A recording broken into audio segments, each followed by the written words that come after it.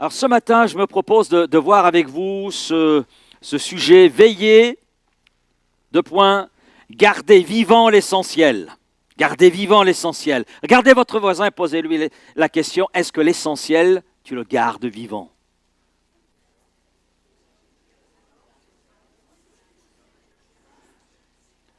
Mais c'est quoi l'essentiel?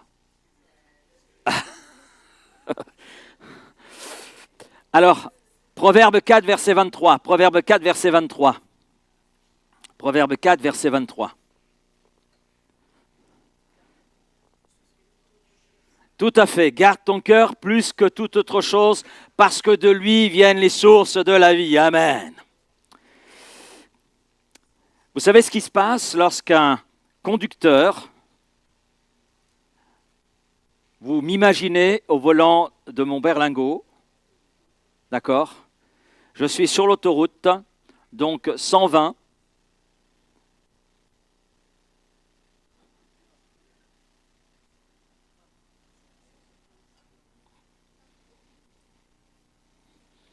Qu'est-ce qui va m'arriver?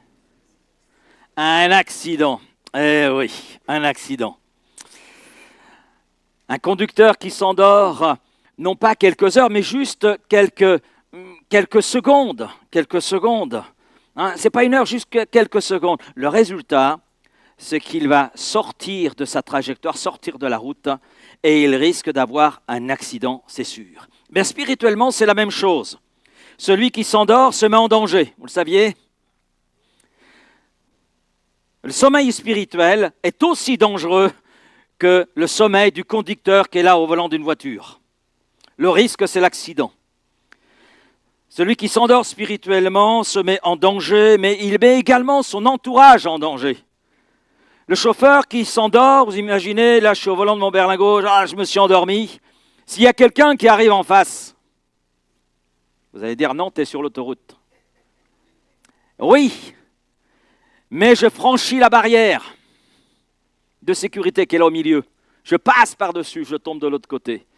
Et là, vous avez un 5 tonnes qui arrive. Voilà, qui pile, qui se met en travers. Et derrière, une voiture, deux voitures, trois voitures. Et vous avez un enchevêtrement de voitures. J'ai mis en danger par mon sommeil au volant de mon berlingot ma vie, mais la vie des autres. Bien, il en est de même sur un plan spirituel. Celui qui s'endort se met en danger spirituellement, mais il met en danger aussi son entourage. Vous allez me dire, mais comment ça? Eh bien, il n'est plus un support. Il n'est plus un support pour les autres. Il n'est plus un support pour les frères et sœurs. Que ce soit dans la prière, que ce soit dans la foi, que ce soit dans le combat spirituel, que ce soit dans la communion fraternelle, que ce soit dans l'action à proprement parler, dans l'évangélisation, dans le service. Il se met en danger, il met les autres en danger. L'enfant de Dieu qui s'endort laisse le terrain libre à quelqu'un qui ne va pas s'en priver. L'adversaire de nos âmes, qui rôde, cherchant qui il dévorera. C'est pour ça que Jésus insiste avec force sur la nécessité de veiller. Mais le Père, lui également, insiste. Dieu le Père, comme Dieu le Fils, insistent l'un et l'autre sur l'importance de veiller. Et c'est très intéressant de voir que dans l'Ancien comme dans le Nouveau Testament, le mot veiller en hébreu ou en grec, eh bien, il n'y a pas qu'un seul mot. Nous, on a un mot, veiller. Mais que ce soit en hébreu, que ce soit en grec, il y a 4 ou 5 mots en hébreu, autant en grec, que l'on traduit dans nos versions françaises par veiller. Par veiller. Et bien sûr, chacun des mots apporte une nuance.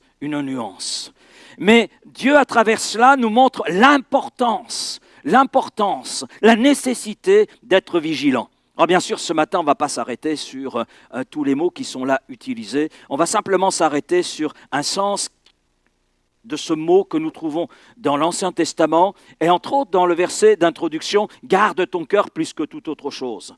Notre version française dit « Veille ». Veille.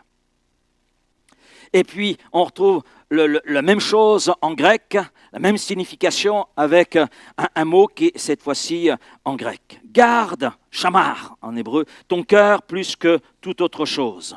Le sens du mot qui est utilisé, alors traduit par garde, traduit par veiller également, c'est veiller activement comme un gardien. Vous connaissez le rôle d'un gardien?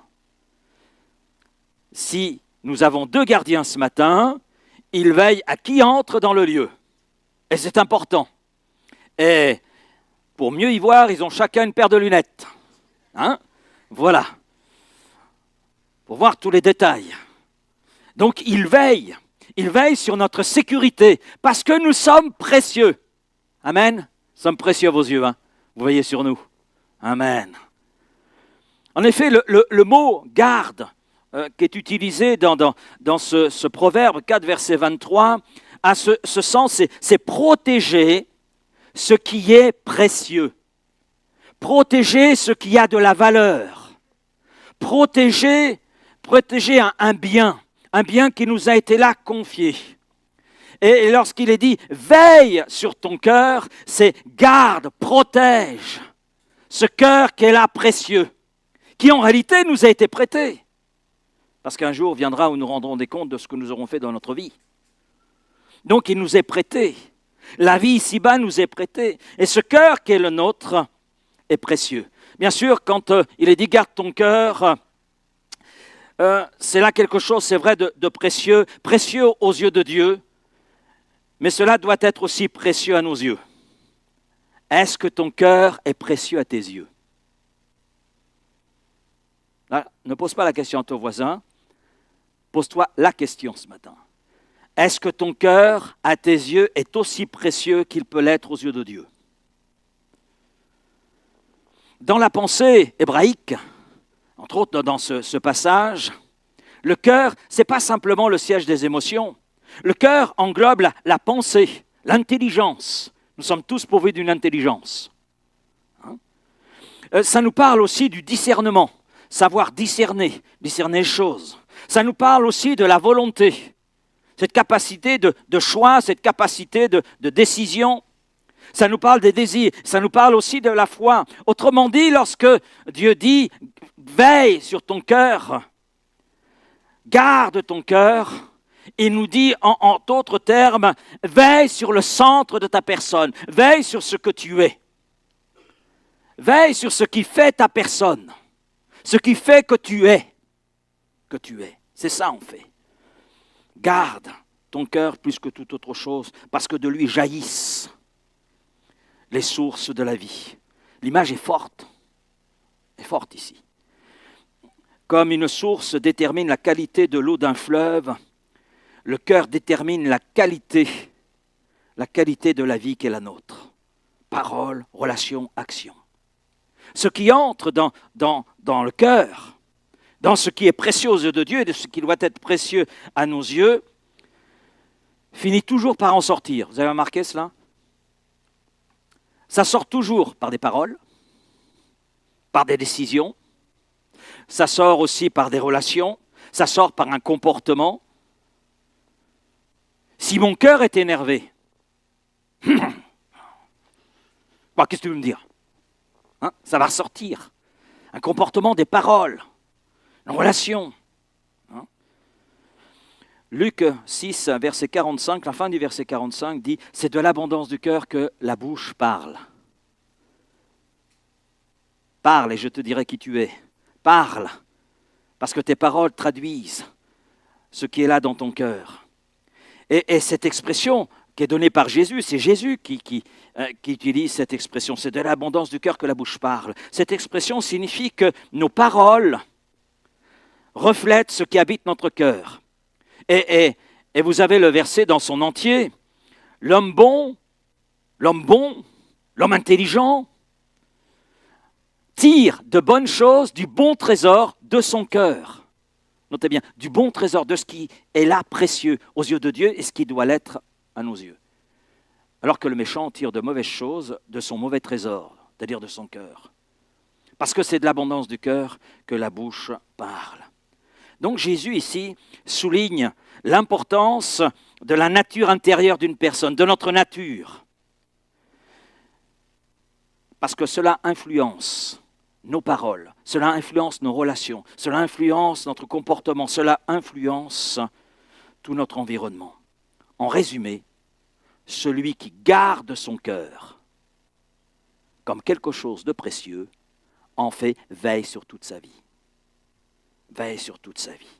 Il garde toute sa vie. C'est pour cela que Dieu insiste sur le fait de garder comme quelque chose de précieux, comme un trésor précieux, notre cœur. Maintenant, il faut le reconnaître. Est-ce aussi simple que cela?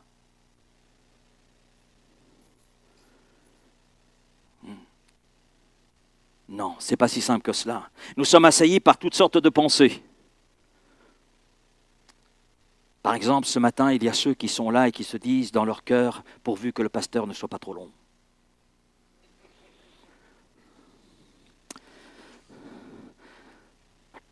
D'autres disent, pourvu que le pasteur ne soit pas trop précis, parce que là, ça me touche. Il faut le reconnaître, nous sommes assaillis par toutes sortes de pensées, de tentations. Ça vous arrive d'être tenté? Par toutes sortes de paroles aussi, d'idées, d'images, etc.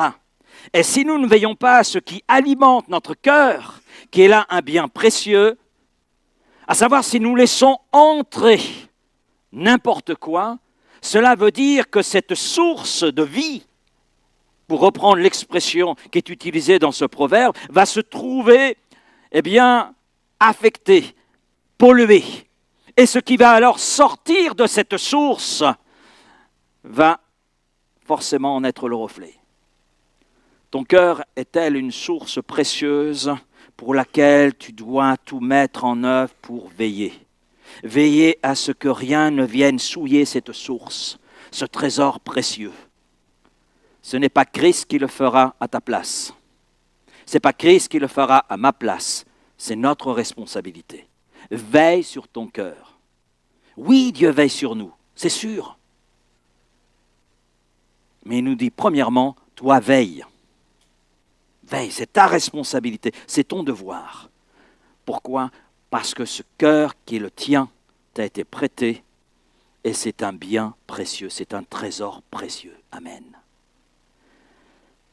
Il y a un autre trésor précieux sur lequel nous devons veiller. Il n'y a pas que notre cœur, en effet. Paul écrit ceci à Timothée. 2 Timothée, chapitre 1er, verset 14. Garde. Là, on tombe, le Nouveau Testament est écrit en grec, donc c'est un mot grec qui a été là utilisé, phulasso, c'est chamar en hébreu, phulasso en grec, mais il y a la même signification, le même sens, la même image. Garde. C'est-à-dire, sois le gardien, veille attentivement, ne t'endors pas. Garde le bon dépôt par le Saint-Esprit qui habite en nous. Qu'est-ce que ce dépôt pour que cela soit si précieux et qu'il soit nécessaire que l'on veille?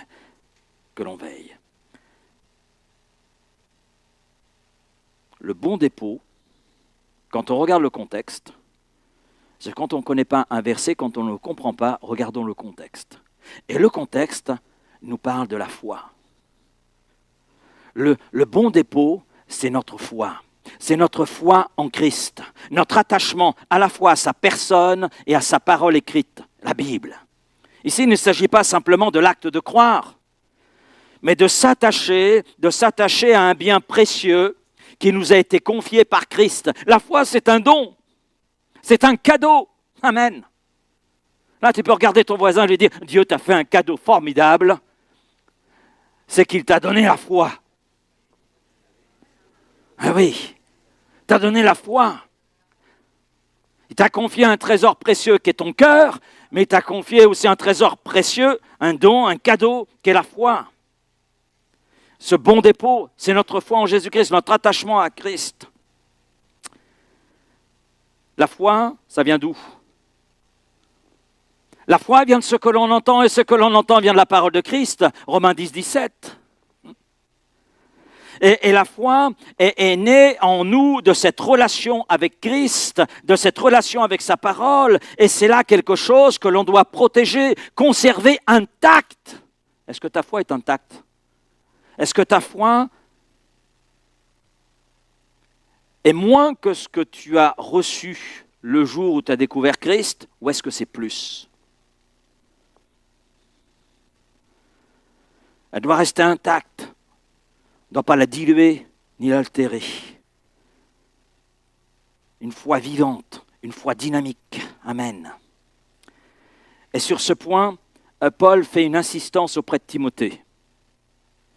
Et il met en évidence que le dépôt est trop précieux, met en évidence qu'il est trop précieux pour être gardé par la seule force humaine, par notre seule force. Et il le montre à Timothée. Oui, garde le bon dépôt, ta foi en Jésus-Christ, ton attachement à Christ, ton engagement vis-à-vis de Christ. Garde cette parole qui suscite en toi la foi et qui l'alimente. Garde cela, c'est un trésor précieux, c'est un bon dépôt. Un bon dépôt. Mais Timothée, tes forces ne sont pas suffisantes pour que tu puisses garder cette foi, ne pas l'altérer, ne pas la diluer. Et c'est là que l'apôtre Paul dit c'est possible par le Saint-Esprit qui habite en nous. Amen. Amen. Oh, je dis merci Seigneur, tu nous connais bien. Hein? Tu nous connais bien. Tu nous connais mieux que nous-mêmes nous pouvons nous connaître. Le Saint-Esprit, par sa présence, par sa puissance en nous, nous rend capables de garder intacte notre foi, nous permet de garder intacte notre communion avec celui qui est la source de notre foi et sa nourriture également. Parce que Christ est le pain de vie. Il est celui qui vient alimenter cette foi qui est la nôtre. Amen. Afin que cette foi demeure une foi authentique, intacte, comme au premier jour. Amen. Et plus forte encore. Vous avez des chrétiens qui sont des Caleb. Vous connaissez Caleb ? Alléluia. J'aime beaucoup Caleb. J'aime beaucoup ce personnage. Et je dis, Seigneur, je veux être un Caleb. Et vous ? Bon, il y en a quelques-uns qui me rejoignent. Amen. Vous avez des chrétiens qui sont des Caleb. Vous savez, les années s'écoulent. Les épreuves s'enchaînent. Les difficultés sont là aussi. Mais les Caleb conservent une foi intacte. Une communion dynamique avec la source de leur foi. C'est ce qu'on voit chez Caleb. Maintenant, vous avez des chrétiens qui sont des Démas. Démas. C'est-à-dire, les années s'écoulent, les épreuves aussi, mais leur foi s'est trouvée là étouffée. Puis il y a des chrétiens qui ressemblent au fils aîné de la parabole du fils prodigue. On s'arrête beaucoup sur le cadet, mais le cadet, il a un frère aîné. Hein? Et là, les années passent, eux aussi, rencontrent des épreuves, des difficultés, des déceptions, voire même des injustices. Mais au lieu que cela les conduise à une foi plus profonde, à des expériences renouvelées avec celui qui peut tout, eh bien, peu à peu, en fait, leur foi est comme usée. Elle a été érodée. Érodée. Et ils ne sont plus dans cette confiance dynamique avec Dieu. La foi vivante s'est alors effritée, laissant place à une religiosité faite d'habitude, de devoirs, de comparaison, parce qu'il est dans ce schéma, le fils aîné. Il s'imagine que son père a donné plus à son frère cadet qu'à lui-même. Et le père lui dit quoi ? Mais t'es dans la maison, tout ce que j'ai t'appartient. Tout ce que j'ai t'appartient. Mais dans sa religiosité, il n'a pas vu tout cela. Sa foi dans son père, sa confiance dans son père, sa compréhension de son père, tout cela s'est érodé. Et dans ces trois situations, qu'est-ce qui a fait la différence ? Ce n'est pas le temps qui a fait la différence. Ce n'est pas non plus les épreuves, voire même l'intensité des épreuves. Ce n'est pas non plus l'engagement extérieur. Ce qui a fait la différence dans ces trois situations, c'est la qualité de relation vivante avec Dieu et la manière de garder sa foi. Voilà ce qui a fait la différence. Caleb démontre une foi nourrie par sa communion constante avec la source de sa foi, Dieu. Il a veillé à ce trésor précieux. Il n'a pas permis aux circonstances, il n'a pas permis aux épreuves d'empiéter sur sa foi. Il n'a pas permis cela. Il n'a pas permis cela. Et puis il y a le concernant une expression que j'aime beaucoup, dans Nombre 14, verset 24. Caleb était animé d'un autre esprit. Un autre esprit. Et je crois, c'est mon interprétation, vous n'êtes pas obligé d'être d'accord avec cela, mais je crois que Caleb était animé du Saint-Esprit, conscient qu'il ne pouvait pas tout seul conserver la fraîcheur de sa foi. Eh bien, c'est un homme qui a compté sur Dieu et Dieu est venu à son aide, amen, afin que sa foi demeure fraîche, intacte. Ne soit pas altérée par les circonstances, ne soit pas altérée par les épreuves. Et nous savons que par la faute des autres, des 10 autres espions, Caleb, Josué ont tourné 40 ans de plus dans le désert. Et Caleb avait toutes les raisons de ruminer. Ils n'ont pas cru, ils ont... Non, il a refusé tout cela. Voulant conserver intacte cette foi qu'il avait, ce bon dépôt, ce bon dépôt. Soyons animés de l'Esprit Saint afin de garder notre foi intacte comme Caleb. Démas, lui, il a vu sa foi être étouffée par l'attachement aux choses de ce monde. Démas, pourtant, a marché avec Paul. Waouh! J'aurais bien voulu être à sa place.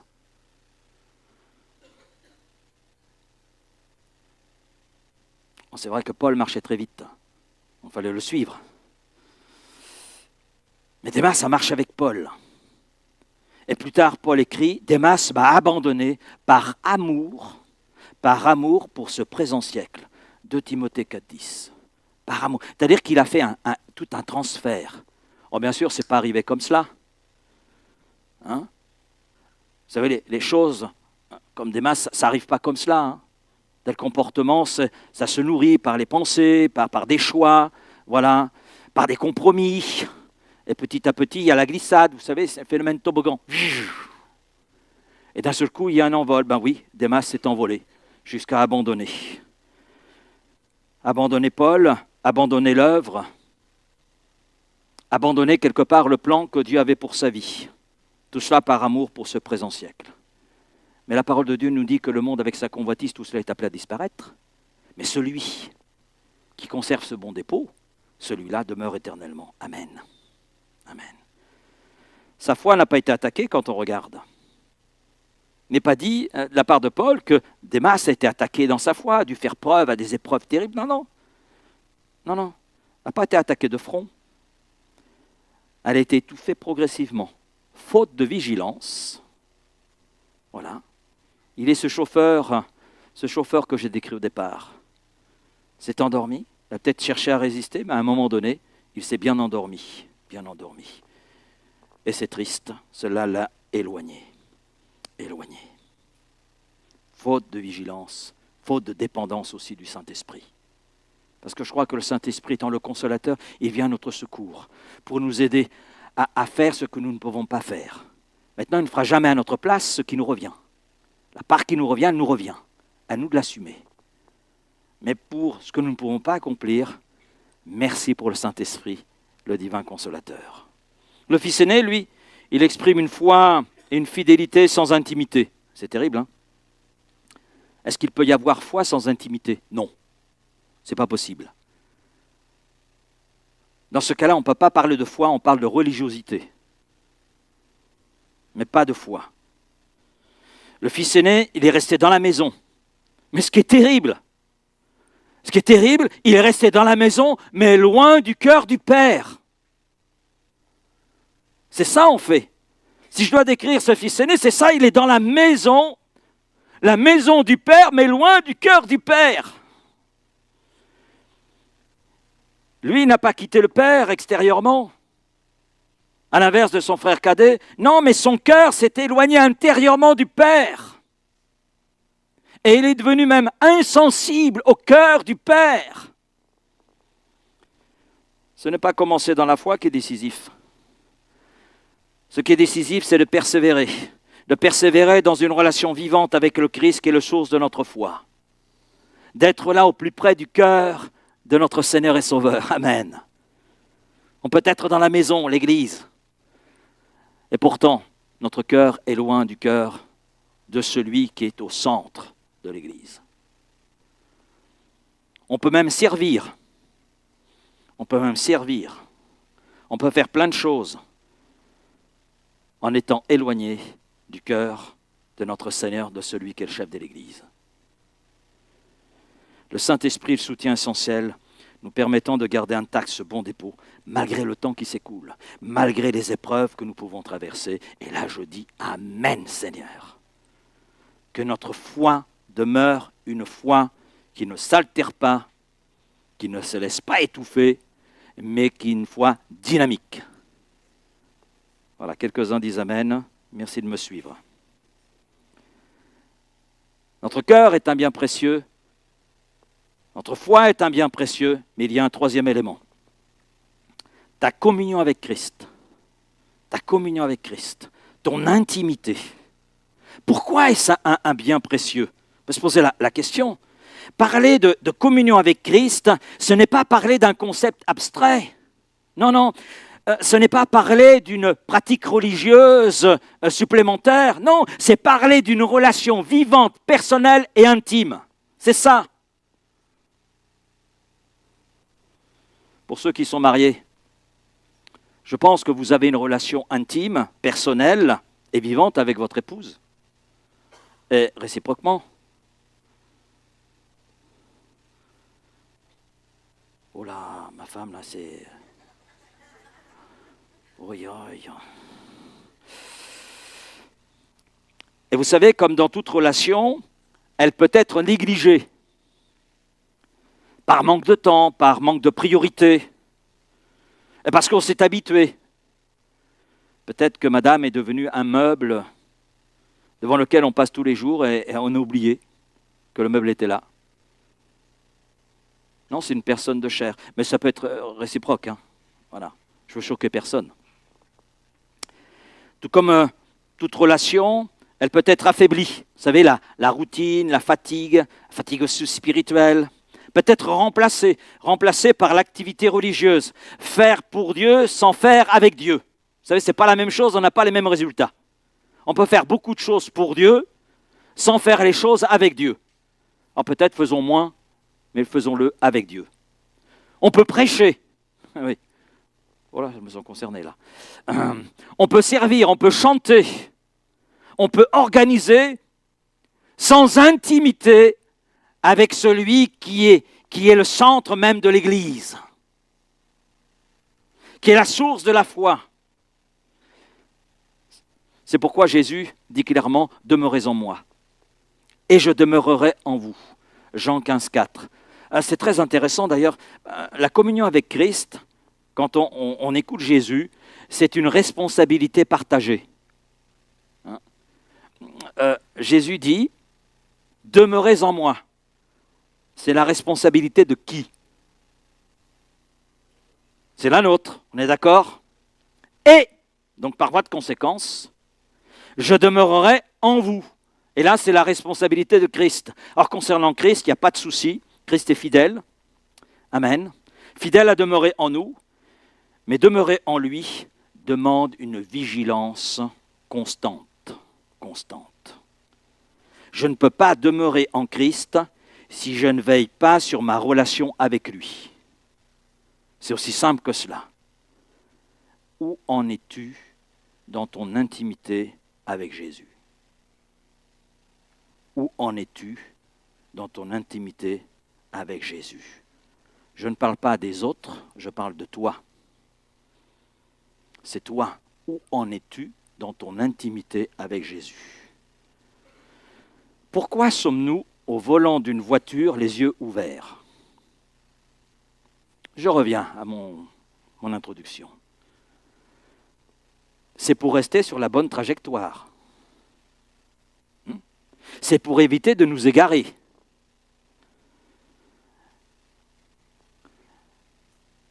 Le tout d'avoir le bon GPS. C'est pour discerner les dangers, on est d'accord? Mais c'est aussi pour arriver à bon port. Ok? Fermer les yeux, même quelques secondes, peut suivre à changer de trajectoire, à nous égarer, à ne plus discerner le danger, mais à le sentir de trop près et à ne pas arriver ainsi à bon port. Veiller sur notre communion avec Christ, c'est protéger le temps que nous lui consacrons. C'est protéger un espace que nous lui réservons. C'est cultiver l'écoute de sa voix. Amen. C'est cela. C'est entretenir une proximité avec son cœur, une proximité avec lui.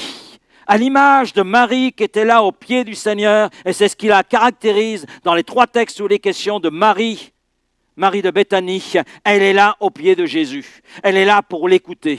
Elle est là pour recevoir sa parole. Elle est là dans une proximité avec lui. Et on comprend pourquoi on parle encore d'elle. Parce qu'elle a porté des fruits que ceux qui ne se sont pas tenus au pied du Seigneur à proximité de son cœur n'ont pas porté. Veillez et priez. Veillez et priez. Ça, c'est un appel vital. Vital. Et c'est en lien direct avec l'intimité. Jésus dit, veillez et priez afin que vous ne tombiez pas dans la tentation. Matthieu 26, verset 41. Remarquons ceci. Jésus ne dit pas, croyez. Croyez. Il ne dit pas, croyez en ma présence. Non, non. Il dit, veillez. Veillez et priez, c'est-à-dire gardez cette communion, cette intimité avec moi. Veillez et priez. Prier, c'est justement être dans ce dialogue, dans cette intimité avec Christ. Veillez à cela. Et Jésus insiste. Veiller, c'est rester éveillé, avoir les yeux ouverts, afin d'être sur la bonne trajectoire, afin de discerner les dangers qui peuvent être là. Peut-être devant nous, peut-être sur les côtés. C'est être attentif à son état intérieur. C'est demeurer lucide. Lucide devant les choses que nous pouvons voir, devant les tentations, devant les pressions, devant les pensées qui peuvent là nous assaillir. Pourquoi ? Parce que ton intimité avec Christ est un bien précieux. Et tout ce qui est précieux est menacé. Est menacé. Si vous vous promenez avec une voiture toute abîmée, vous risquez simplement de voir les portières des autres voitures, donc faire pression sur votre propre voiture. Voilà. Mais si vous arrivez avec une Clio flambant neuve, gris métallisé, dernier cri, intérieur en cuir, voilà. Ce bien que vous avez, qui est précieux, hein, parce que vous l'avez acheté à crédit, donc c'est précieux. Hein. Eh bien, ce bien précieux est menacé. Prends l'exemple de la voiture, j'aurais pu prendre un autre exemple. C'est menacé. La première chose sur laquelle l'adversaire de nos âmes porte son attention, c'est notre intimité avec Christ. Ça, on l'oublie trop souvent. Il est tel le lion qui se tient dans l'ombre, attendant un moment d'inattention de notre part pour bondir et faire son œuvre, pour porter son attaque. Et puis il faut ajouter une autre menace. Et celle-là, elle nous colle à la peau. C'est notre chair. Notre chair si chère à nos cœurs. Peut-être que si elle était moins chère à nos cœurs, Christ aurait plus de place. Oui, notre chair, c'est une menace à notre intimité avec Christ.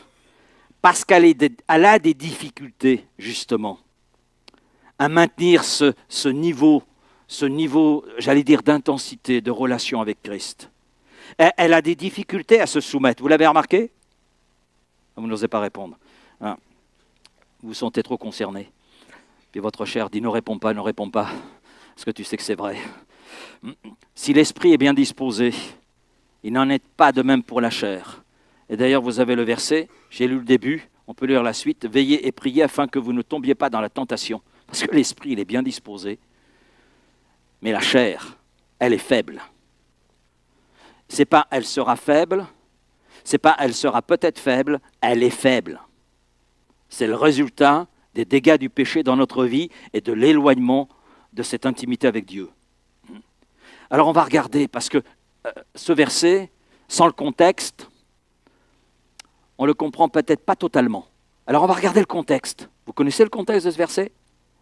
Allez, je vous emmène dans un jardin, celui de Gethsémané. C'est une partie du mont des Oliviers. On va à Gethsémané. Gethsémané, c'est une intimité non protégée. Alors, avant Gethsémané, il y a un moment formidable. Un moment formidable. Oui, les disciples avec Jésus vivent quelque chose d'extraordinaire. Un temps exceptionnel. Un temps exceptionnel. Il y a l'institution de la scène. Ils partagent le pain et le vin avec Jésus. Vous imaginez? Jésus partage le pain, le donne à ses disciples. Waouh! Waouh, waouh! D'ailleurs, le mot communion, koinonia en grec, signifie faire un bout de chemin ensemble en partageant son pain. Le pain, l'image de ce qui est précieux, l'image de ce qui est là essentiel. Et Jésus, le pain de vie. Et puis, il chante des cantiques. Amen. David n'était pas là. David, à ce moment-là, était occupé. Mais il chantait des cantiques. C'est ce que nous dit le texte. Il y avait une atmosphère spirituelle d'une grande intensité. On voit cela dans Matthieu 26, les versets 26 à 30. Vous pourrez relire cela. C'est beau. Pourtant, un moment fort ne garantit pas une fidélité durable. Et puis, après ce moment, Jésus les amène au jardin Gethsémané. Et Jésus leur dit ceci, verset 38. « Mon âme est triste jusqu'à la mort. Restez ici, veillez avec moi. » Vous avez le texte sous les yeux. Mon âme est triste jusqu'à la mort. Jésus ouvre son cœur. Je ne sais pas si vous avez remarqué, rarement Jésus ouvre son cœur. Rarement. Et là, il ouvre son cœur à ses disciples. À ses disciples. À ceux auxquels Jésus dira, je ne vous appelle plus disciples, mais amis. Amis. Et un ami est tel un frère dans la difficulté, nous dit l'Écriture. Et là, Jésus ouvre son cœur à ses disciples. Mon âme est triste jusqu'à la mort, jusqu'à ressentir la mort. Restez ici et veillez avec moi. Il appelle ses disciples à l'aide. Vous réalisez cela? Je me dis, Seigneur, c'est pas possible. C'est toi, Seigneur et Sauveur, qui appelle à l'aide. C'est toi qui appelles à l'aide dans ce moment-là. Il ne demande pas un miracle. Il ne demande pas non plus un sermon, ni une activité. Ce qu'il demande simplement, c'est veiller avec moi. Restez ici, restez avec moi, veillez avec moi. Et quelque part, l'intimité se vit souvent dans la simplicité de la présence. Veillez avec moi.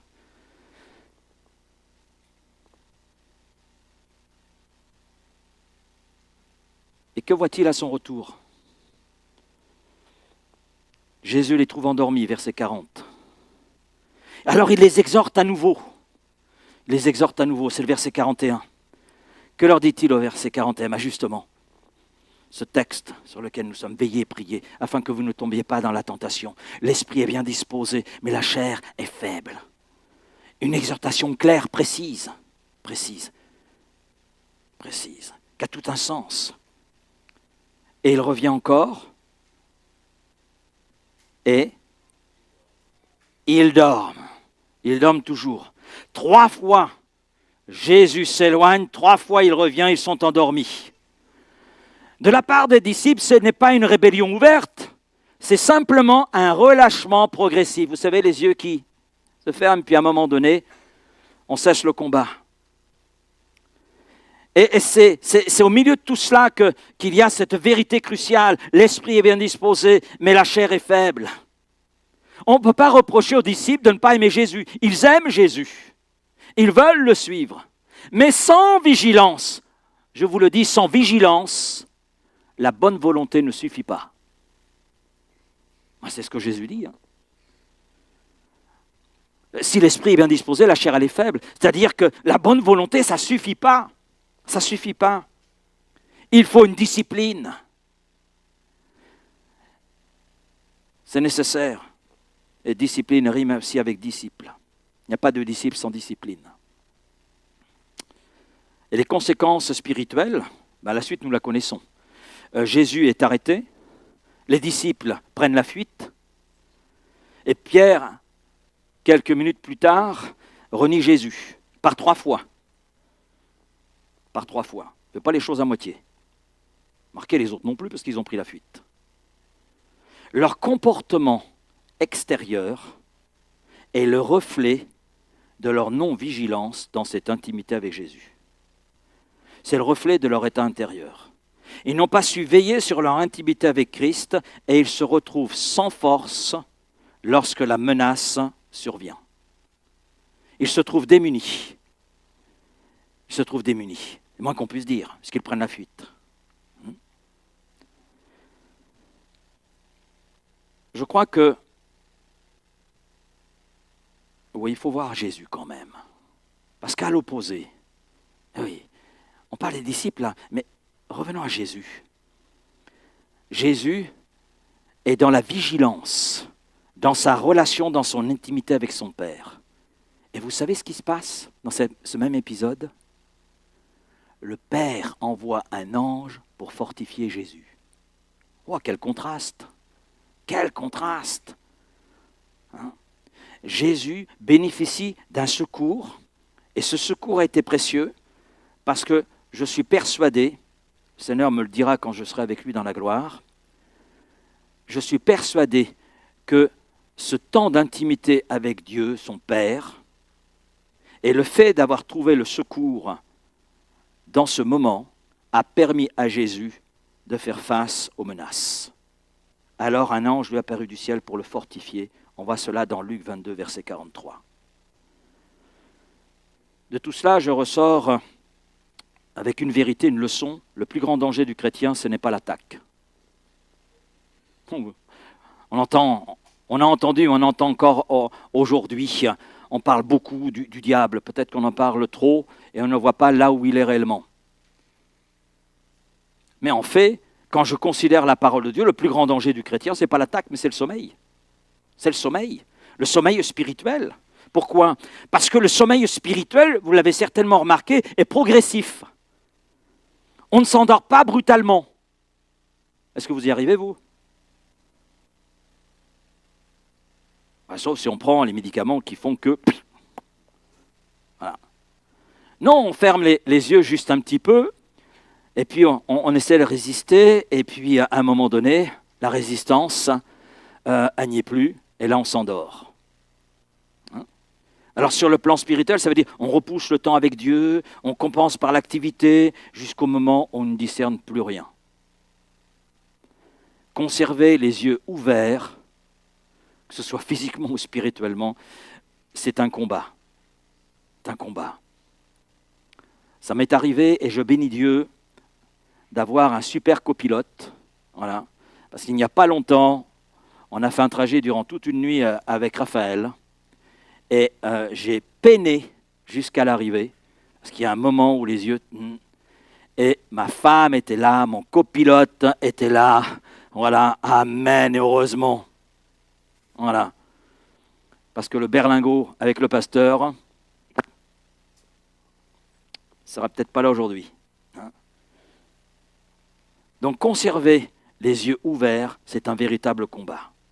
Veiller sur ta communion avec Christ est là essentiel. Veille sur ta communion avec Christ, c'est un trésor précieux.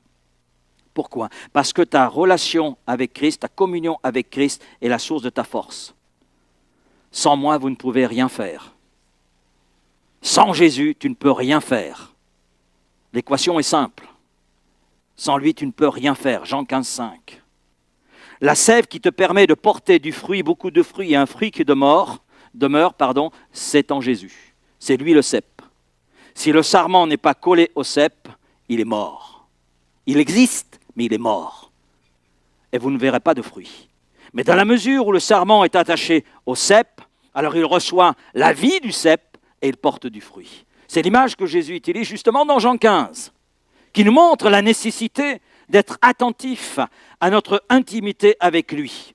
La clé de ta fidélité, c'est ta communion avec Christ. C'est dans la mesure où tu cultives cette communion avec Christ, tu t'attaches à Christ plus que toute autre chose, que tu seras rendu fidèle. Parce que celui qui persévérera jusqu'à la fin, celui qui sera fidèle jusqu'à la fin, celui-là sera sauvé. Il n'est pas dit celui qui dort. Parce que celui qui dort n'est plus en état de veiller. Il est en danger. En danger. Puisses-tu être froid ou bouillant, mais parce que tu es tiède, je te vomirai de ma bouche. C'est une parole sérieuse. Et puis, ta communion avec Christ, c'est un lieu de transformation. Amen. C'est de ta communion avec Christ que découle la bénédiction. C'est lui qui transforme ta vie. Dans cette intimité avec lui, transforme ta vie. Dans cette intimité avec lui, transforme ton cœur et transforme ton être. Transforme ton caractère. Amen. Amen. Tu veux voir ton caractère être transformé, mais sans communion avec celui qui peut le transformer, tu resteras le même. Voilà. Et puis, si tu t'endors, tu diras, les gens n'ont qu'à m'accepter comme je suis. Non, non, non, non, non, non. Dieu ne nous accepte pas tels que nous sommes. Il nous reçoit tels que nous sommes pour nous transformer. Et cette transformation, elle s'opère dans son intimité avec lui. Donc c'est sur quoi nous devons veiller. Parce que ce sur quoi tu ne veilles pas, tu le perds. Tu le perds. C'est aussi simple que cela. Ce que tu protèges demeure vivant. Mais ce sur quoi tu ne veilles pas, tu le perds. Alors que le Saint-Esprit nous aide à entendre à nouveau la voix de Jésus nous dire « Demeure en moi, demeure en moi, veille avec moi, parce que ton intimité avec Christ est un bien précieux. » Je voudrais faire une première conclusion. Je vous rassure, il n'y en a que deux, elles sont petites. Et oui, en parlant de tout cela, en réfléchissant devant Dieu, il y a un texte qui m'est venu. Éphésiens 5,14. Réveille-toi, toi qui dors. Réveille-toi, toi qui dors. Eh oui, alors il y a peut-être quelqu'un qui dort ce matin. Je ne parle pas physiquement. Hein. Puis il y a des gens qui sont malins, ils mettent des lunettes de soleil, vous savez. Et ils font très sérieux, très droit. Puis quand vous soulevez les lunettes, réveille-toi, toi qui dors. Là, je parle d'un sommeil spirituel, parce que il est question l'aspect spirituel. Non, ce n'est pas toi, Nicolas.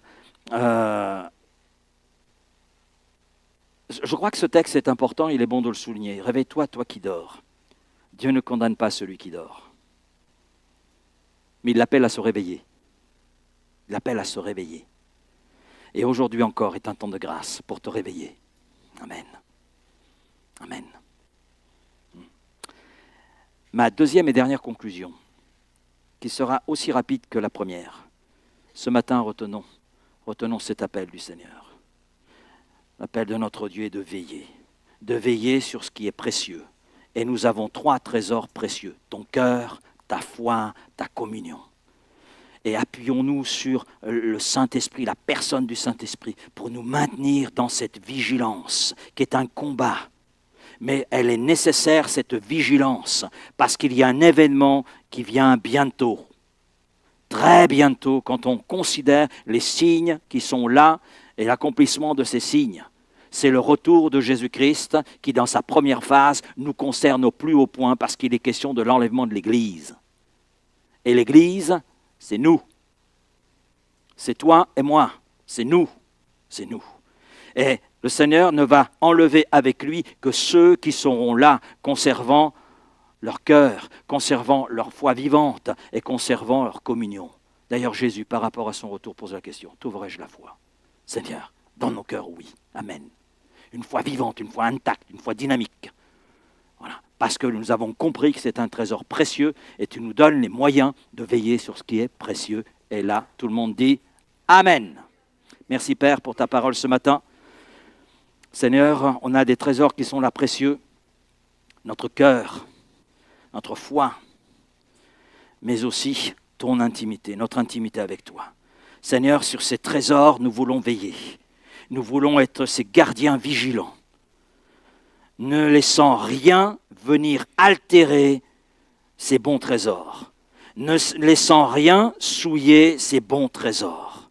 Mais nous voulons être de ceux qui, par le Saint-Esprit, avec l'aide du Saint-Esprit, maintiennent cette vigilance aujourd'hui et tous les jours de notre vie, afin que notre cœur demeure un cœur qui te reçoit, un cœur qui est habité par toi, un cœur qui se remplit de toi, un cœur qui se remplit, remplit encore du Saint-Esprit. Que nous ayons une foi qui soit une foi dynamique, une foi intacte, une foi qui ne se laisse pas souiller par les choses de ce monde, une foi qui ne se laisse pas souiller, altérée par les épreuves, les difficultés, mais qui nous permet justement de faire face aux difficultés. Une foi qui n'est pas altérée par le compromis, mais une foi qui demeure ferme. Et Seigneur, aide-nous à veiller sur notre intimité avec toi, malgré nos emplois du temps, Seigneur, malgré ce que nous estimons peut-être priorité, mais peut-être que tu veux nous amener à réviser certaines priorités parce que ce ne sont pas les bonnes.